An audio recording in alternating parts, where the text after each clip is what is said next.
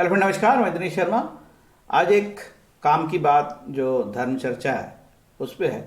ऐसे अनेकों श्लोक हमारे धर्मशास्त्र में अलग अलग उपनिषद में, वेद में, पुराण में, स्मृति ग्रंथों में बिखरे हुए हैं जो बड़े काम के होते हैं। जैसे एक है सत्यमेव जयते, जो हमारे यहाँ भारत सरकार के शेर वाली सील में सत्यमेव जयते रहता है। तो उसके पीछे ये जो उक्ति है या ये शब्द कहाँ से आए हैं उसकी जानकारी के लिए मैंने वीडियो बनाया हूँ।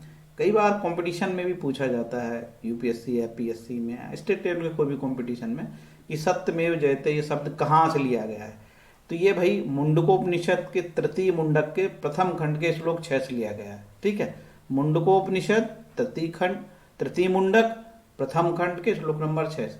सत्यमेव जयति नानृतम सत्येन पंथा वितते देवयान येन क्रमंत यशो है आप्त कामा यत्र तत् सत्य से परम निधानम। सत्य ही जय को प्राप्त होता है, मिथ्या नहीं। सत्य से देवयान मार्ग का विस्तार होता है, जिसके द्वारा आप्तकाम ऋषि लोग उस पद को प्राप्त होते हैं जहां वह सत्य परम निधान भंडार वर्तमान होता है। जो सत्य के विषय में ये कोई एक श्लोक नहीं है, मनुस्मृति भी मिलता है और वेद में भी मिलता है सत्य के विषय में। ठीक है, तो ये मैं पढ़ा हूं कि ये केवल यही नहीं सत्य, लेकिन सत्यमेव जयते ये टर्म एग्जैक्टली आपको मुंडकोपनिषद से लिया गया है। ठीक है, ये काम की बात। देखो, आप सब जानते हैं कि हमारे देश में हमारे सनातन पद्धति में हिंदू धर्म साहित्य में श्रुति है और स्मृति। श्रुति में क्या क्या आता है? श्रुति में आता है वेद और उपनिषद। स्मृति में क्या आता है? इसमें जैसे मनु स्मृति, पाराशर स्मृति और अपनी ये जो है पुराण भी इसी में काउंट होगी। ठीक, अब जब कोई विवाद होता है तो किसको मान्य किया जाता है? श्रुति को, वेद और उपनिषद को मान्य किया जाता है। वेद और उपनिषद में जो लिखा है वही फाइनल होगा। पुराण तो 18 प्रकार की पुराण है, उसमें बड़ा विवाद है। कई जगह ऐसी चीजें लिखी है जो बोलना और कठिन और आज के जमाने में उसको समझाना बहुत कठिन होता है। इसलिए किसका मेन मान्यता दी जाती है? श्रुति। श्रुति में उपनिषद है और वेद है। तो वेदों का ही सरल भाग जो है उपनिषद में दिया होगा, सरल व्याख्या उपनिषद में की गई है। अभी वर्तमान में 108 उपनिषद जो है हमारे पास प्राप्त हैं, जो है ग्रंथ के रूप में। लेकिन बताया जाता है कि लगभग 1100 हमारे पास उपनिषद थे, और जो वेद हैं वो तो 4 के 4 सुरक्षित हैं हमारे पास, चारों वेद है ना। तो ये वेद और स्मृति में जैसे कि मनु स्मृति और पाराशर स्मृति और इस प्रकार की और भी स्मृतियां हैं।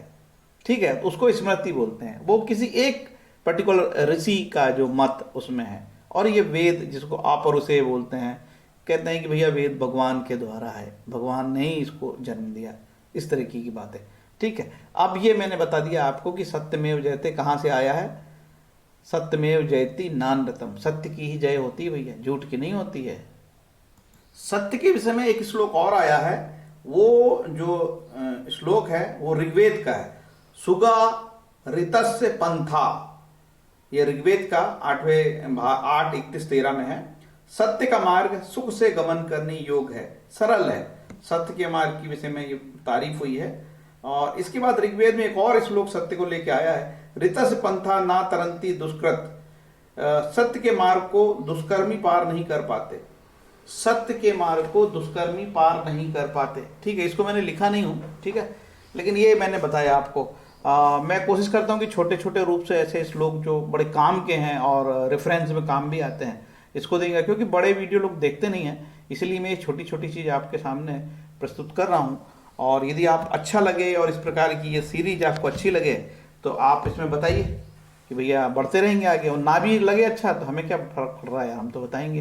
क्योंकि कई बार लोगों को जरूरत पड़ती है, आजकल कोई मोटी बुक खोजता नहीं भैया, सबको यूट्यूब में चाहिए।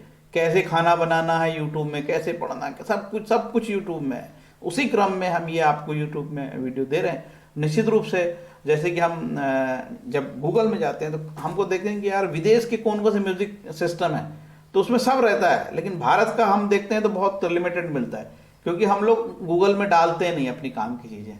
उसी तरीके से हम यदि कुछ काम की चीज अपने धर्म की जानेंगे तो कभी भी कहीं भी कोई आदमी लिखेगा कि यार सत्यमेव जयते वाली ये चीज यदि यहाँ मिल सकती है, तो हमने इसका वीडियो को टाइटल भी बनाएंगे आगे, सत्यमेव जयते और मुंडकोपनिषद, ठीक है, जिससे कि ये टर्म के आधार पर किसी को खोजना भी आसान होगा। केवल सत्यमेव जयते लिखेगा तो यूट्यूब मिलेगा। अब इतना बोल के अपना वीडियो विराम करता हूँ। उम्मीद है वीडियो अच्छा लगा होगा आपको। हरे कृष्णा।